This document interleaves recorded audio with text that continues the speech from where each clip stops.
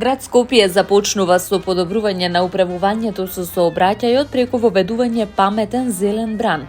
Имено председателот на Советот на град Скопје Даме Димитровски информираше дека на 6-та седница на Советот на град Скопје донеле одлука за предвидување на средства во износ од 25 милиони денари, наменети за Центарот за управување и контрола на сообраќај.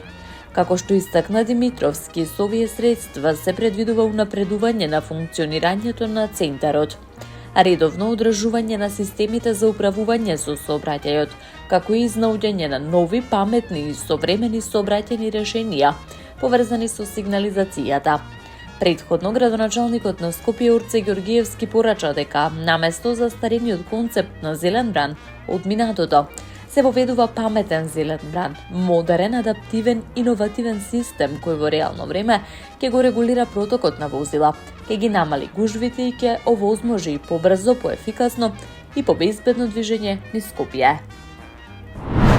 Советниците на општина Центар на 4-та седница едногласно ја прифатија иницијативата на градоначалникот Горан Герасимовски за зголемување на еднократната финансиска поддршка за новороденче од 7 на 10.000 денари. Право на поддршка ќе имаат сите семејства кои ги исполнуваат условите и се жители на општина Центар. Одлуката овозможува континуирана грижа за домаќинствата со принова. Со оваа одлука локалната самоуправа уште еднаш потврдува дека поддршката за младите семејства и создавањето подобри услови за раст и развој на децата се меѓу врвните приоритети, велат од општина Центар. Градоначалникот на општина Газибаба Бобан Стевковски информираше дека вработените во јавното комунално предпријатие Газибаба добиле нова опрема. Продолжуваме со силни инвестиции во комуналното предпријатие Газибаба, затоа што грижата за вработените значи подобра услуга за граѓаните. Ги подобруваме условите за работа, вложуваме директно во безбедноста, достоинството и ефикасноста на секој вработен, истакнува Стевковски. Посочи дека во изминатиот период во повеќе наврати ги зголемиле платите, нагласи дека со тој позитивен тренд ќе продолжат и во иднина.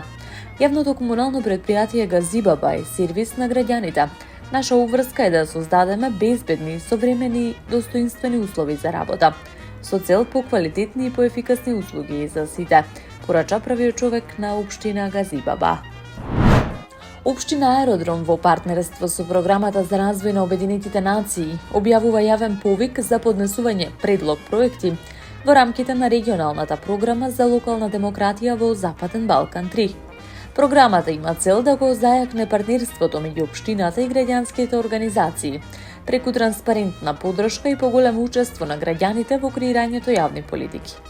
Приоритетни области за проекти се заштита на животната средина и климатски промени, социјална инклузија и поддршка на ранливи групи, млади и младинско учество во заедницата, креативни уметности и културен развој.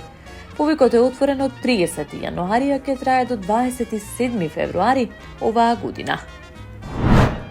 Градоначалникот на општина Ѓорче Петров Александар Стојковски најави доградба на основното училиште Страшо Пинџур. Ветувањата се реализираат, вели Стојковски. Трето училиште во Ѓорче Петров оваа година ќе добие доградба. Истакна тој додавајќи дека проектот е финансиран од Министерството за образование и наука. Стојковски посочи дека Советот едногласно донел одлука за целосно ослободување од плаќање на комуналии за доградба и надградба на училиштето. Повеќе простори, подобри услови со едносменска настава за учениците.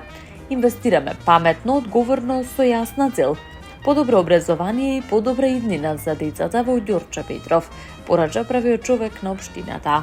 Таму е Скопје, град мој љубав лише, што ми расте сни. Вечно